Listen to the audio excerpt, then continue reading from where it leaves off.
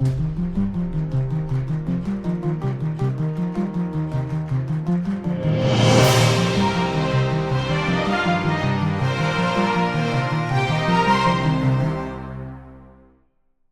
welcome, and thanks for listening to Carbon Cli-MATES, an energy podcast dedicated to discussing all things energy, carbon, and sustainability.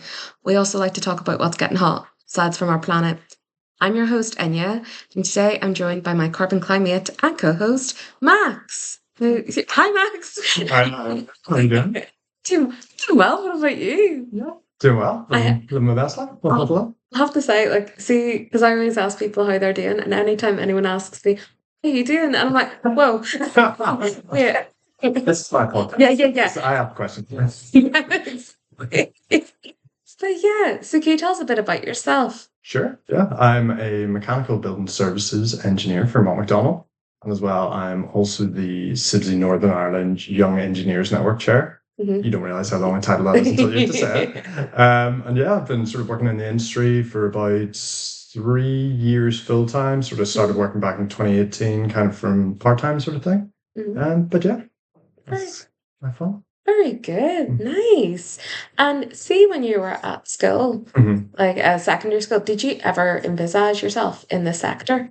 Oh no, not at all. No, my story is from one where I think I went wanting to do every single career aside from this career, where I went, right, growing up, probably saw an episode of Suits and went, wow, I want to do law. That's it. That's my passion now. Then got to like GCSE level, realized, sat my GCSEs and went, I actually really don't like history and English, and I would have to do these, or everyone was telling me at least that I would have to do them. So I just went, no, I won't do that. I'll do medicine instead. Then was really passionate about that. The 3 sciences and maths for like AS level. Then went in like placement, and then everyone, a particular place that I was at, was like, I'm so tired. There was when the junior doctor strike stuff was going on, and it was like, they were not the happiest. Okay. And that did put me off medicine a bit. Okay, yeah. And I went, okay, clearly reimagined myself again, went, I'm going to do finance or accounting or something. Was actually accepted into that for Glasgow University. Right. Okay. And then ended up basically just with losing the rails and family and stuff. I need to say Northern Ireland. So I was like, right, okay, I'll do that. What does Queen's have available? I saw just mechanical engineering, and I was like, oh, I'll just do that for a year, I'll vibe with that, and see how it goes. And then it's pretty general. I can go somewhere else later, or I can go in finance. And then, ended up doing that for a year. Really enjoyed it. Did my a summer placement sort of thing with what I was told at the time was a mechanical engineering company, because my mum and dad, both architects. Oh, right, okay. So whenever I said to them, oh, what's like a mechanical engineering company? They went complete building services. They didn't go like Mercedes, BMW, like any of the classics sort of thing in manufacturing.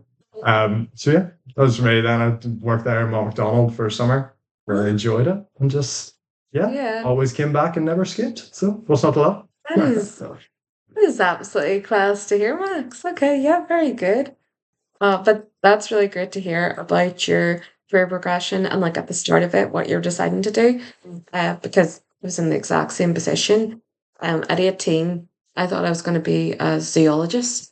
Okay, and then I kind of realized, oh, you need to be good at biology, which I wasn't. I was getting straight C's, it was. I was going to ask, because otherwise the transition from like zoologist to full on energy engineer, I was going like, that's an interesting one. And my course at Ulster was actually clean technology. Oh wow! Okay. Which doesn't exist anymore. Ulster did the thing, which it's not just Ulster. A lot of universities seem to do this when. They amalgamated it with building services, and now it's architectural technology. I was going to say Ulster. I think so that's happening as well. I know they have a similar one, which is like their energy engineering. I think is what they're going, but it's so much of it as well is like the building services course, like share. I think like 60% of the modules or something. So Yeah, see that the energy degree at Ulster. That came out once I graduated. I'm like, oh my goodness, I would love to do that.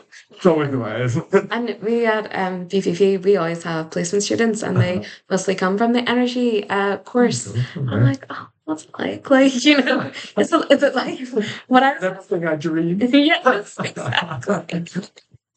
But yeah, brilliant. Thanks for the introduction, Max. Cool. So, as you said, you're in the building services industry, being a building services engineer, and that is the focus of today's topic. I'm going to think of a snazzy title. See, like, from listening to these podcasts, if you have listened to them, Don't worry, love them. but like, I always like to throw in a pun. And I've been really enjoying your puns. yeah. Don't worry, I know. Don't worry, I've been really enjoying them. Like, this is the thing, because you were the CIBSE head, like, no, the CIBSE chair for the Young Energy Network. I kind of used like the pun I had where I was like, chartered engineer. I was like, okay, what can chart maps? And I was like, mapping the way of being chartered. And like, I was like thinking that.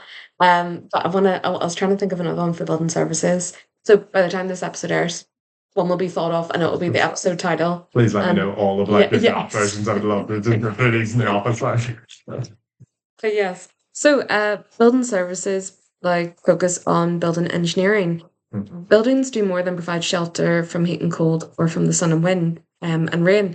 They also provide a safe and healthy environment in which people can live, work, and achieve greatness. So building services engineering is vital to everyone, and it has a real impact on people's lives. And what I kind of realized about it, or what I was kind of researching about it, like a couple of years in to this sector that we're in, is like that they can affect health and well-being. So like such as like the likes of temperature control, ventilation, humidity, all have to do with building services. And like, just how we control them, like creating a healthy airflow, allowing people to stay awake. And I don't know if you guys have come across like any TM59 assessments overheating. Massively, it's starting to come through. So those are like I love doing those assessments, but I also hate them. But I like, just because they're so difficult to model. And I love the principle behind it, because it was to do with like comfort and temperature. And it's like, okay, at 26 degrees, that's the pinnacle temperature, that above that people are considered uncomfortable. And like, I really love that, because then it said, okay, yeah, actually with that, it can affect people's health, like them not being massively. It's one of those ones where I think everyone, my dad's the worst for it with him in our dad. He literally says, all you do is like size radiators all day. That is all you do. Sitting down to try to like beat that out of him is like never gonna happen. I've kind of like things, so I'm definitely gonna use this podcast thing to be like, we're more than just that. But as you say, it's literally, it is a massive part. It's kind of one of those ones, I think, really hoping that I'm remembering this right, because it's going to look really bad if I don't. But like CIBSE's whole thing is like, we bring life to a building sort of thing that like has set on you. You're just talking, it can look pretty and it can stand up, but who wants to sit in a husk of a building? In a shell, like exactly.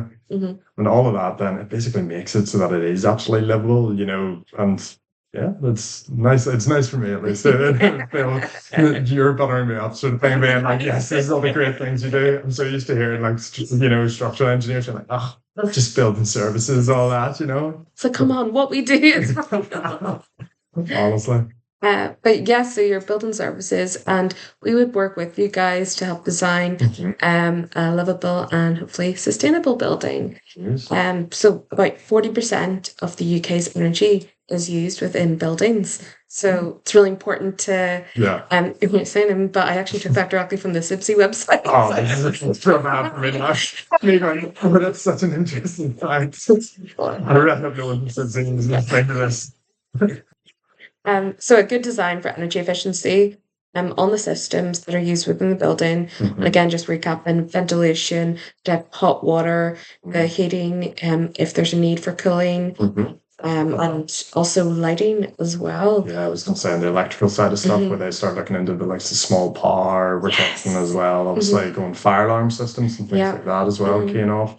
And all the electrical engineers in the office are going to kill me because I'm probably describing this all wrong. But yeah, like life emergency lighting, LV, all that kind of things. And obviously not exactly as you say, into sustainability. Now we're seeing a lot more of the likes of even PV panels just becoming standard practice on the building, that they are really pushing that along sort of thing, and making sure that they're implemented and being utilized. It's fantastic now that it's starting to become a bit more standard. I know PV is kind of one of the easy ones that I think that everyone will maybe just say, oh, we want to be sustainable on PV when there's better options out there a lot of the time. But, at least that small step is it's starting to head in the right direction, I suppose. It's involved with quite even, I'm sure you've seen it as well, and oh yeah, over the few years, I think there's been massive changes now, and starting to see clients embrace it, Yeah, we would do a lot of work over in England. One of the big changes there in terms of energy assessment methodology was the change of using SAP 2012 software to SAP 10 software, which had different carbon factors. It showed electricity. It was pretty interesting because it was kind of like a big reveal. But this guidance came out and it showed okay, all these carbon factors 10 years ago, which were used in these energy assessment calculations for the next 10 years. This is what they are now. So gas, it was have a carbon factor of every kilowatt hour you generated, it emitted 0.213 kilograms into the atmosphere. And electricity used to be 0.51 kilograms into the atmosphere. And then this new guidance showed, oh yeah, electricity is actually halved, so it was down to the same as gas, and gas barely moved at all. It went down, but and then everyone's like, okay, why did electricity move so much? And it's because of all the renewables connecting to the grid, like PV, like wind turbines, that really helped it, and it lessened the demand to create electricity through fossil fuels. So it was really great to see. But one of the changes for us was with SAP 10. It took into account this updated methodology, these updated carbon factors. And one of the big things it did was create options for renewables. What I mean by that is wastewater heat recovery.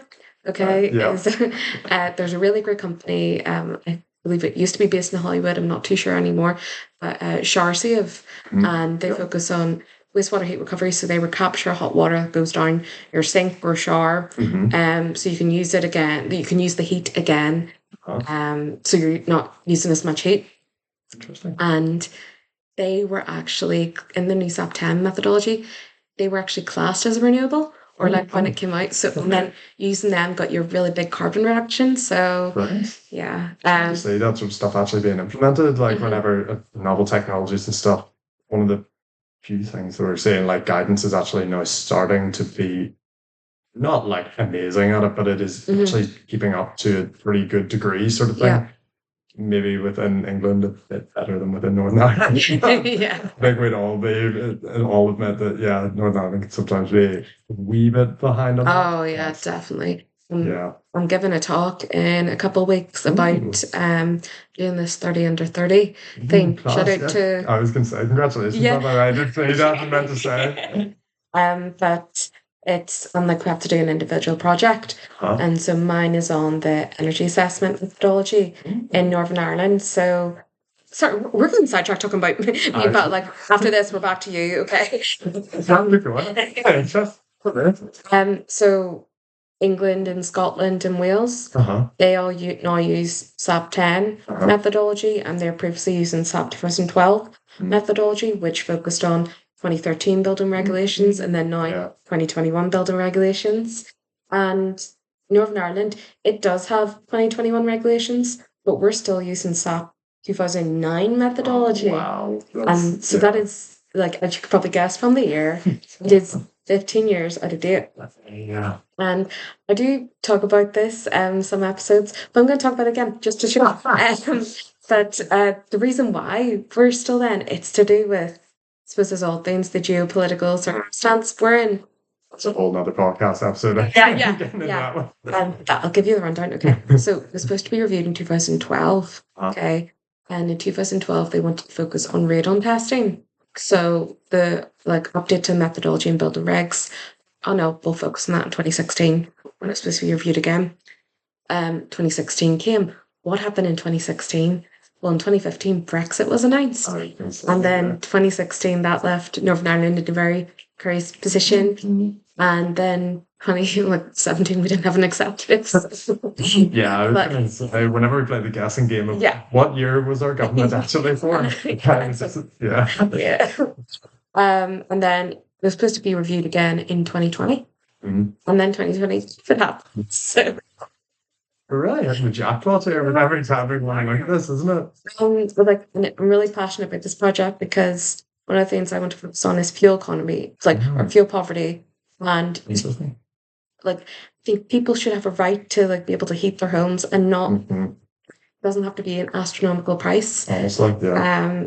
And the likes of buying a new house. Mhm. Loads of people like talk to people and they've been like, yeah, we're buying this new house.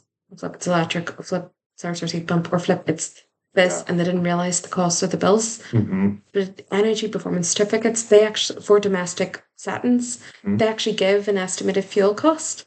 And England, Scotland, Wales, that's grand. For Northern Ireland, that fuel cost is out of date because we're using an outdated methodology. That's it. And Yeah, I was gonna say, there's no one telling me about this. I literally just bought a house like 6 months ago, and I was going like, that's right, never mind.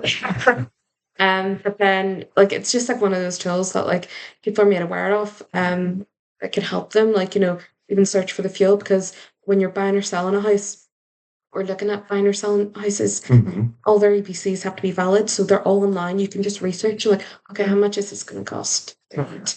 And it should be, yeah, just more standard. Honestly. Anyway, we have sidetracked there. Back to building Here we services. go. No, don't worry, I'll catch back up on that and you get you in.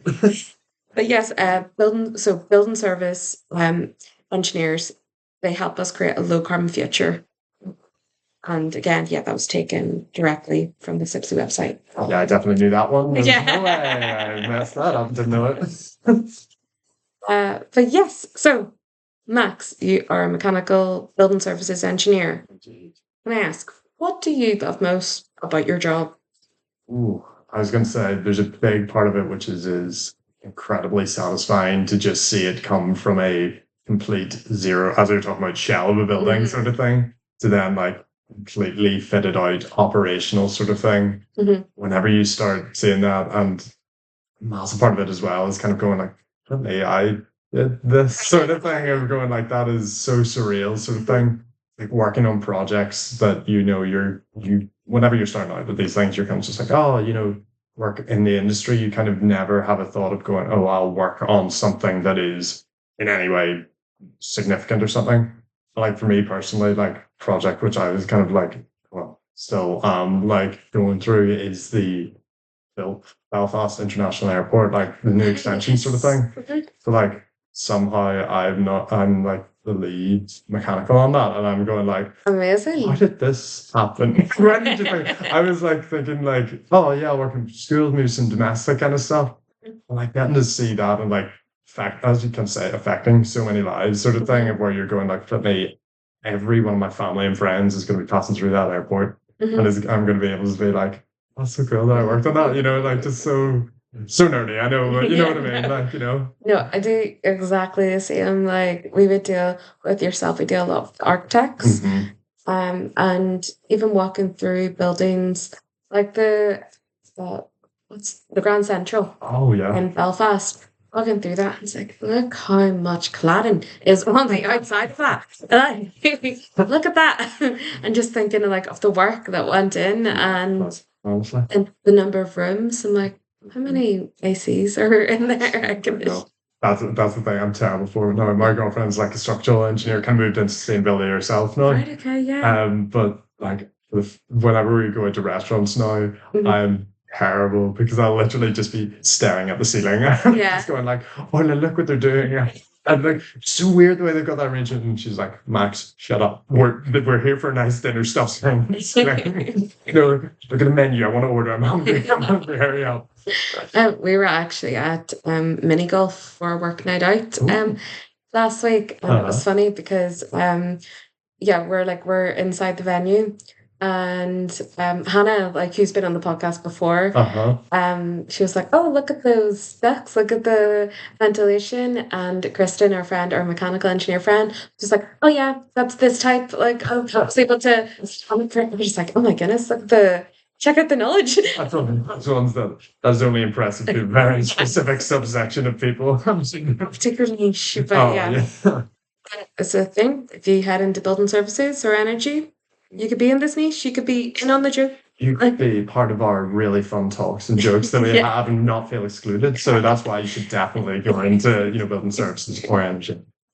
Oh, brilliant. Oh, that's really great to hear, Max. Okay, well, see for your role is I know a degree definitely helped for the training and prep, but is there anything else that you think helps being a building services engineer, like any guides to read up on? I was going to say there is some stuff there with regards to like CIBSE guides and things like that. Obviously, CIBSE kind of has a thing where if you're a student, and that's like regardless of whatever field sort of thing, you can apply and you'll get completely free membership.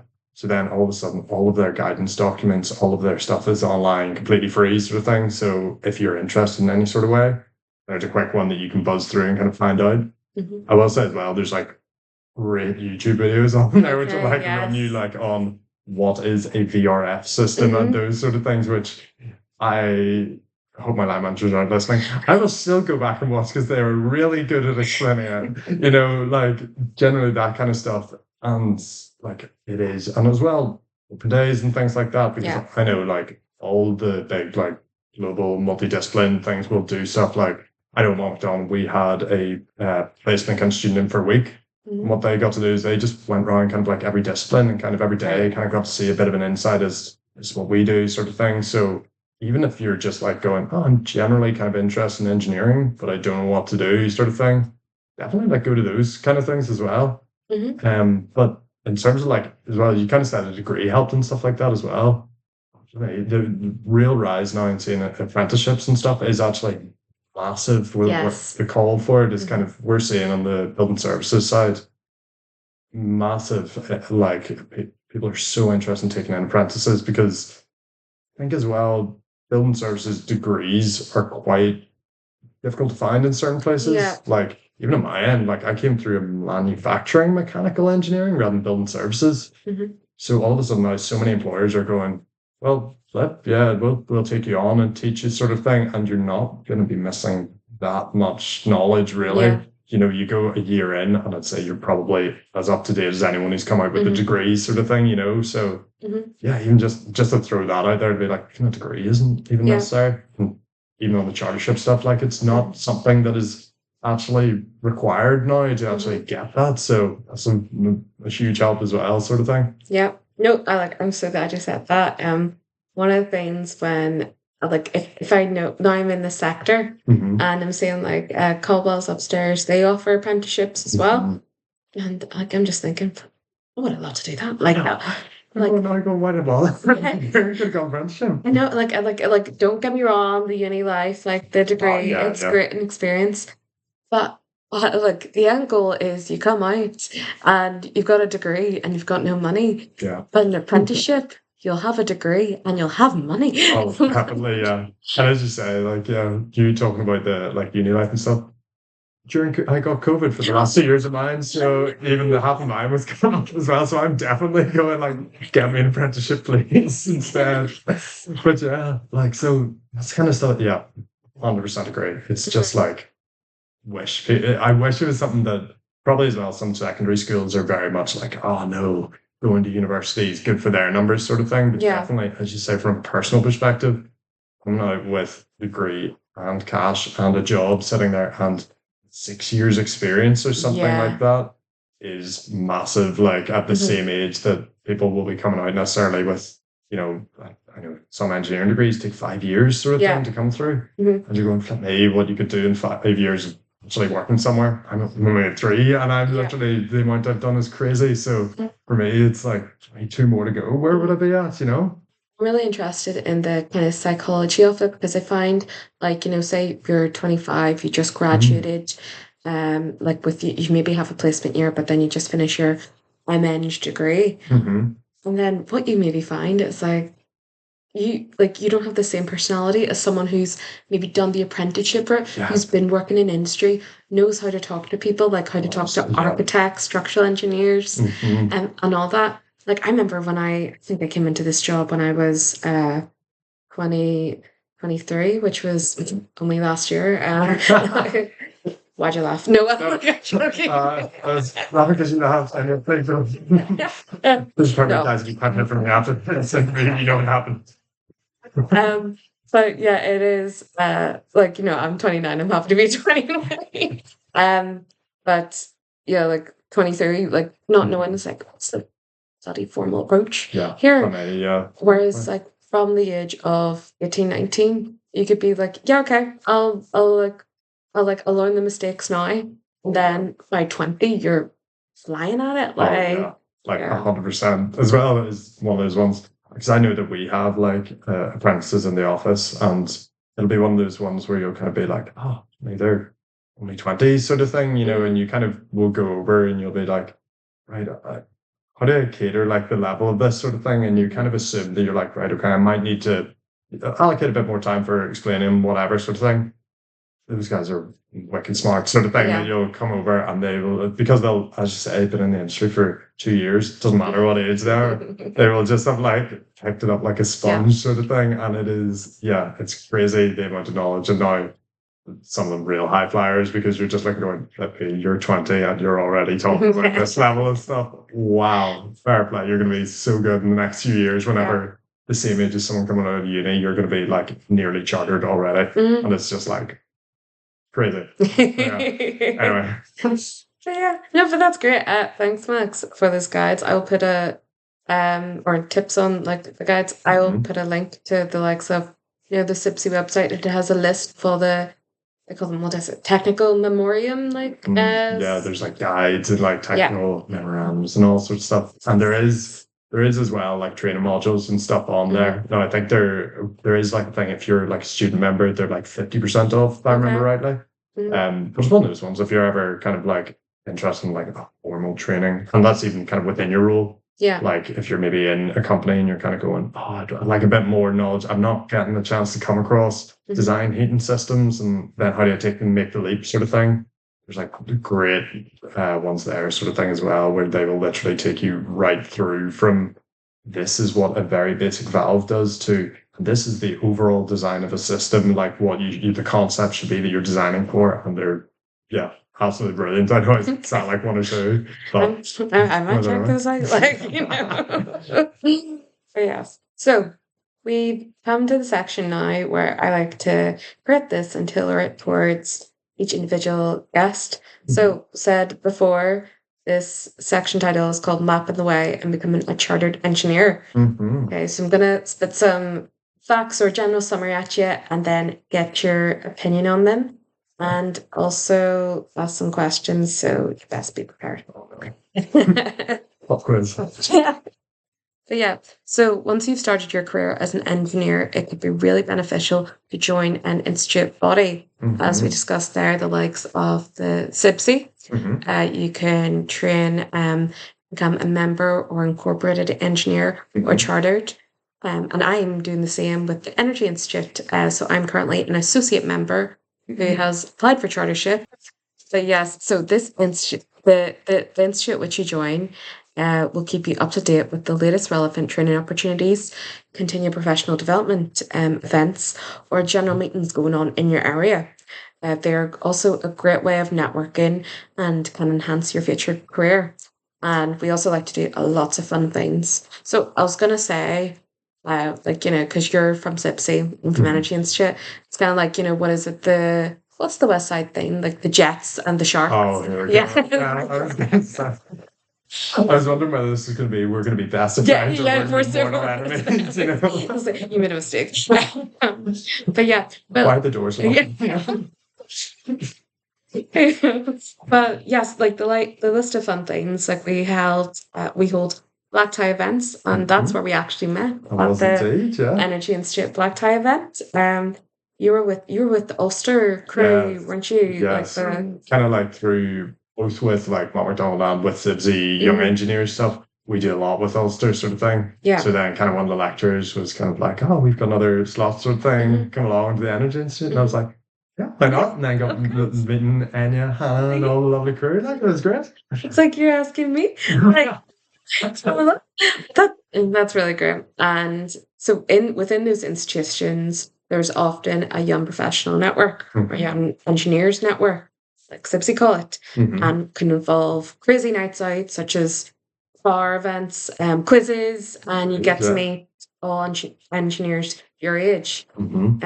I don't know what the like. Do you guys have an age cap for your Young Engineers Network? I think it's technically the first like 10 years of your 10 years. career. It's kind of like when it's thought to be, but Yes. it's one of those ones as well. Like we do so many events as well with like our main committee and stuff. Where we're kind of like, oh, if there's CBDs or anything you're running, you're being like, oh, and you want to come along? Yeah, 100% sort of Yeah. thing, you know? It's one of those ones. There's generally they'll know as well that they'll be like some people are here to maybe speak to older ones, and some people are very much just here to have a good laugh, sort of thing. So they're like 100% aware, but you know. But yes, so you can learn from others in industry and apply for it to become, like, as you said, being an engineer, in building service engineer, the amount we deal with, and you don't have to become chartered or incorporated. But then if you wanted to, like, I was gonna say, at the- least for on our end, it's kind of one of those ones where there's some of it obviously will be so like business related, where it'll be like, oh, I know when if they're bidding on jobs, for example, it'll be there's like a minimum of chartered engineers, yeah. And I know as well, CIBSE actually did something recently where they kind of like released a scheme, which is essentially to become like a CIBSE verified organization sort of thing, where there's like some of it is essentially a stamp of approval from CIBSE, and especially for the likes of SMEs sort of thing, where you maybe don't have 10,000 employees sitting there that you can go, well, yeah, we have massive number of people. It's more of like a percentage based of going, right, we have, at least 50% of our people are some form of member with CIBSE, not necessarily chartered or anything like that. Yeah. And then like 20% are chartered sort of thing. And that then is CIBSE's kind of way of being like, right, look, this is an organization that we can say we're happy and verify sort of thing. That's very recent. I think that was literally just announced. So you know what, the Energy Institute does the same thing. It announced it at the dinner there. Yeah, so like it must be like a thing with the general institutes. Like they all had a meeting. It's like you need to do industry. There we go. But yes, I just wanted to talk a bit about the difference between a chartered engineer and an incorporated engineer, because when you're applying for stuff, those seem to be the big thing. So, incorporated engineer, you get the suffix. And this is the thing, guys. If you apply for this, you get a suffix after your name. Oh yeah, which is that's really what we're all like for the emails. That's really what you want. How many letters do you have after your name? That's what you're going for, Where like so incorporated, you get ing, and then chartered, you get ceng. So I was doing some research into this. So in corporate engineer, it seems to be you apply for it and it's on the way for you to become chartered. Yes. So chartered engineer, that seems to be not the final step, because I know there's the fellow and all like that. I was going to say, you get the fellows and it never ends. Yeah, yes. But yeah, in corporate engineer, they seem, because looking at the definitions, both seem to develop solutions, manage applications, and undertaking engineering design. But in corporate engineer seems to be, I think it's like when you're coming up, like your first maybe 5, to 8 years. And you're like, yeah, okay, I'm doing this. I am designing these mechanical systems. I am installing them. I am creating workflows. But chartered engineer seems to be more, okay, I'm like as you said, 10 years in, like I know what I'm about. I'm running, Anyone asks me a question, I can answer it in 5 seconds. Literally, that's like, this is the one that every time we get a new start in their office, they're always like, what's the difference? What does it chartered mean, sort of thing? And it's always that thing of, exactly as you said, someone who you're like sitting there and going, they're recognized by like the institution as being, this person is, they say competent, I say awesome. They kind of are just going like, trust them to run a project. And if they say something's right, we would back them and say, we would verify that they probably are right. And we reckon, so they can sign off on jobs and kind of things like that, especially down south and like Engineers Ireland and stuff like that. I think you literally need to be chartered with Engineers Ireland, for example, if you want to sign off a job down south. Right. Okay. So, and then I should say incorporated is kind of just, you are doing really good stuff, but maybe you're not quite at the level where you're going, right, we trust you to independently run off and kind of run a job by yourself. You might still need some oversight, or you haven't got experience in, say, a certain area of it. you might be technically, you're amazing sort of thing. But maybe you just haven't got management experience. So they're kind of a bit like, we'd like to see a wee bit more of that before we say you can do all this stuff independently. Yeah. No, you're just right. You're just right. That's great. And guys, if this is your first time hearing those terms, please feel free to use the CIBSE or the Energy Institute website to look at it. Starts getting real fun whenever as well, because I think a lot of different institutions as well, whenever you look at it, you maybe, if you're looking for like incorporated engineer or chartered engineer on like, I'll use CIBSE as a thing as well, that we have our own version of it as well. So like, for example, if you're incorporated engineer, it means you're a CIBSE, which is that then kind of means there's kind of two different things where there's like the engineering council decides if someone is chartered or not, but CIBSE or Energy Institute has their own version to like basically say, right, we give this person our stamp of approval. But like, because I know there's a weird thing where, for example, you can be CIBSE, which is a full member of CIBSE. And if you have a master's, that means that you are chartered, you get CEng. However, if you have a bachelor's, that means you can have that CIBSE, and the engineering council will turn around and kind of say, like, we just need an additional reports from you, just to kind of, again, from our end, push over the line. It's one of those weird quirks, but it's just probably while we're talking about charterships, one of those things, because there's a lot of confusion around it. And I know for me, it took a while to get my head around, and it was only, actually, whenever you go into this, like young engineers chair role, the first thing people ask you is, right, so how do I actually get chartered here? What's the steps? And kind of going, let me sit down and figure this out. Just get this thing.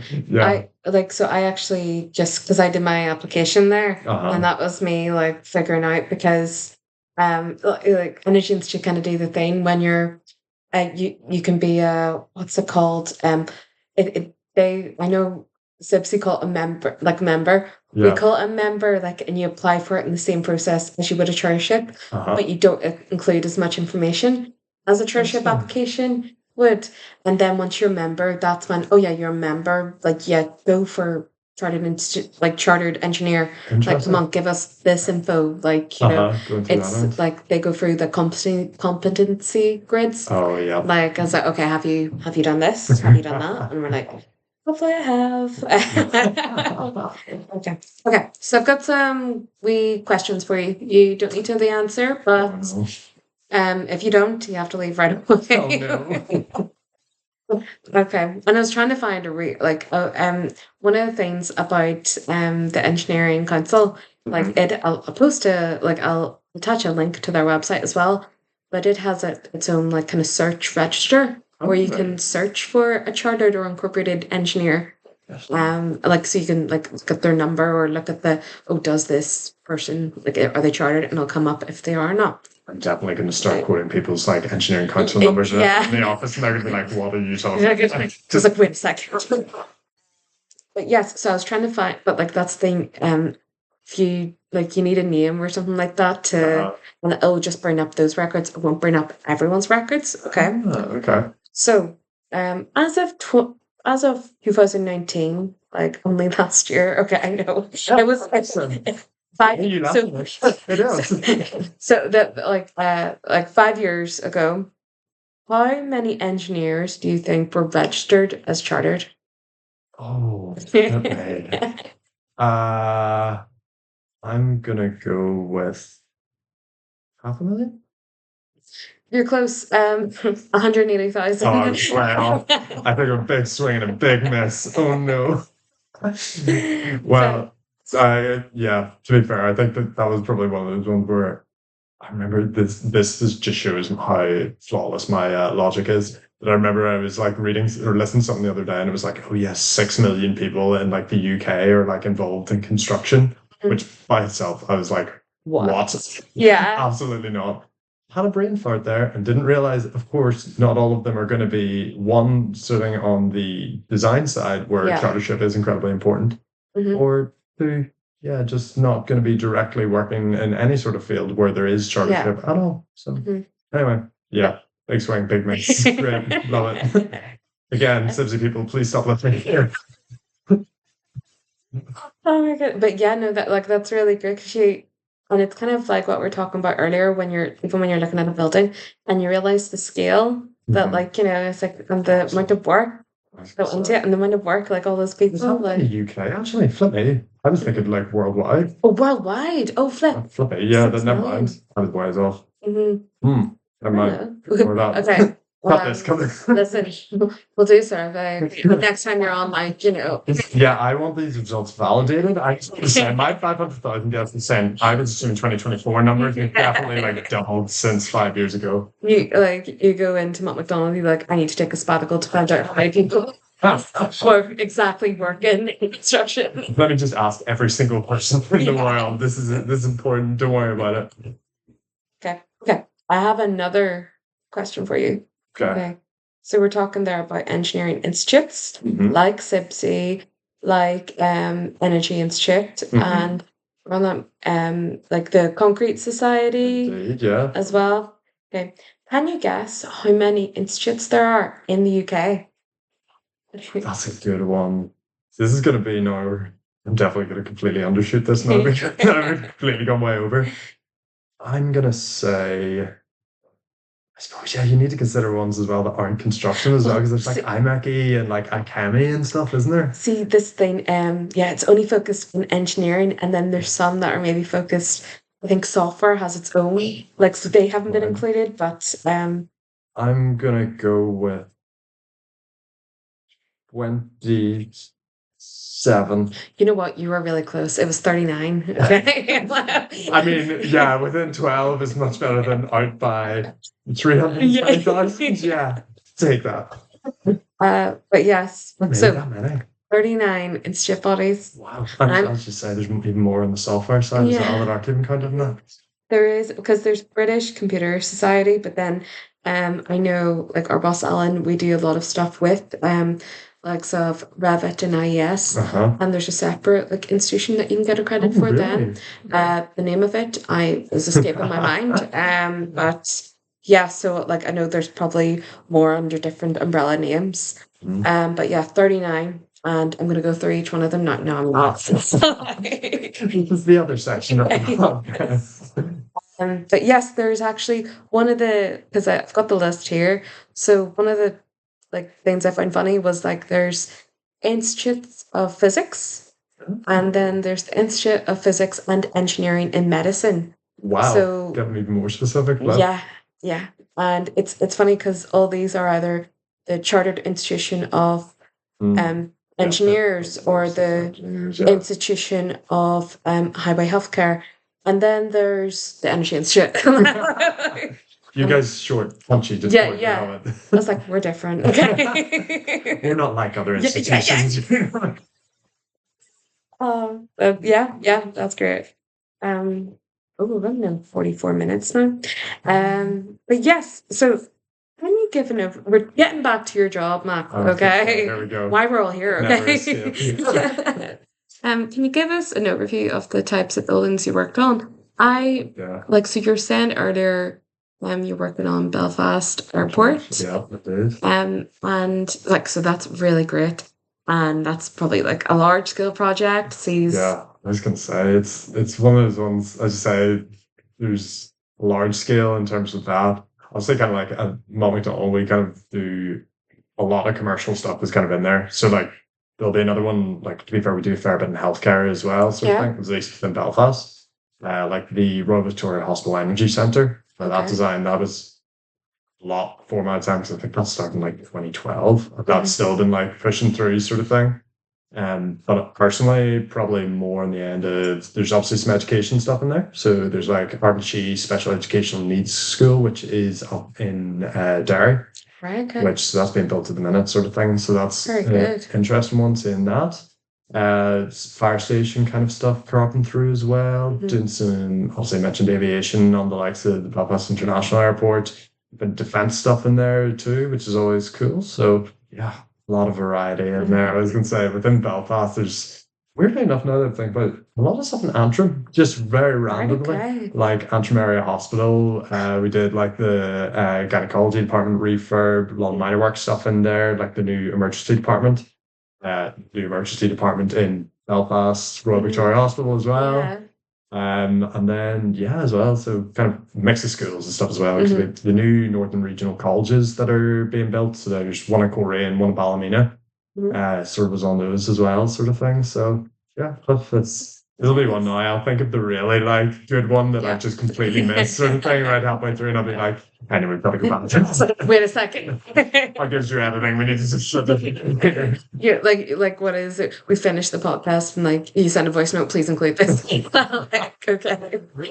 But yeah, that's really good. That's such like a vast amount of experience, and like it's how do you feel when you're like doing it or after you've done it? Because maybe after I complete a project, I'm like I feel really accomplished. Like it's nice knowing that I did is actually going to help people. Like yeah, I was going to say there is a major part of that, like especially when you're working in the likes of healthcare and things like that, you're starting to just go, let me. This is like literally when you're talking about designing medical gas systems and things like that, and you're going like, oh God, yeah. Someone said it where they're like, oh, for me, that's the new emergency department's going in. It's gonna like it'll be fantastic. We'll be able to help people and treat patients, and you're going like, me, you know, like that kind of scale of stuff going through is just massive. And something with like education stuff that you're going like, wow, yeah, this is going to be brilliant. That this area now is going to have a brand new network of just like education and learning sort of thing being built here, and it can do all these like incredible things. Like NRC Korean has like a brand new like garage workshop which is going in sort of thing. That's like, yeah, I love that in my school. I was sitting there and could just have that and fly about, you know. But yeah, that definitely like that whole thing. Just you just feel wholesome, little bit of worry whenever it's going to construction, and you're like, fingers crossed all this works, and then there's nothing that I missed. But you know, fortunately, those are few, far between. So you know, not too many of those are cropping up, but oh boy, they do scare you when they do. Well, Max, thank you so much for being on the podcast. Thank you for having me. You've been an absolute delight, and hopefully you'll definitely be back on. Oh, definitely. 100%. If you'll have me. Of course. Very informative chat. Just before we go, do you have any advice for future prospective engineers that'll be looking to get into this sector? Good question. To be honest, one of the best things that I would suggest is getting involved in the likes of, you know, the young professionals, kind of like the young engineers networks. You can just go to one event, have a chat with people sort of thing. It can do absolute wonders for like just educating you on what's like, because obviously we're talking about this now is like the current, like most up-to-date stuff. It could be that in like 5 years' time, there's a whole nother approach, and we're talking about, oh, flip me, you know, like wish that people, no one's doing apprenticeships and things like that. People are hiring for them and can't get it. Maybe in 5 years' time that we're flat out and we're going flipping, yeah, loads of people are. There's like set schemes and it's all really well defined and all this, you know. Go to those, because I know we had a guy sort of in an event, literally we me and about 2 other engineers like sat down with him and went, here's the crack, here's what I did. He was 17, he was going like, what do I do if I'm looking at going into engineering? Do I need to go to uni? Exactly the discussion we're having today, where it's like, I need a degree. Can I do an apprenticeship? What's the best degree for it? Do I need a building services specific? Have those chats. So many people within the industry are so happy to have them and to educate people, you know. It's because ultimately as well, I think I was saying it then before the podcast started, everyone has been saying skills shortage sort of thing within construction. So I think it's been said since it was like 1901, there was like an article that was pulled out saying we've got a skills shortage in building services.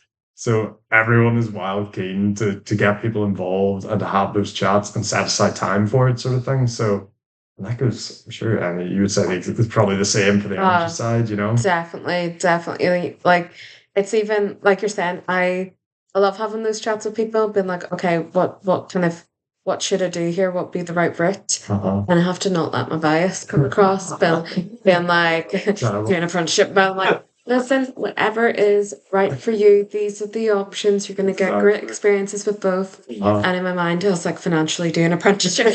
Like, come on. How subtly. Like, because that's the thing, you like for a degree, some people have to take out a student loan, and it's like, you're paying that off for the next 20 years, Buster. Honestly, yeah, funny. No, it still makes me sad every time. Yeah. Stuff comes in and I go like, oh, it could have been this amount. But yeah, okay. Well, I like to finish on a just like try to make it into a pun, and I was like trying to come up with something while we're talking there, and the best I could come up with is like always build your network because because we're talking about construction, and then network we're talking about the young energy network. So layered. This is so advanced. I always feel when I explain it, it gets more funnier. Oh, So yeah, exactly. You repeat it often again and keep repeating it until like whenever people don't catch it, just keep saying the joke again, and then it's always so much better. Exactly. But no, brilliant. Thank you very much, Max. Thank you. Well, thank you very much, Amy. Thanks for listening to Carbon Cli-MATES. If you follow us on Instagram at carbon_Cli-MATES, you can keep up to date with all our latest news and podcast releases and episode updates. Okay, thanks for listening. Bye. Bye.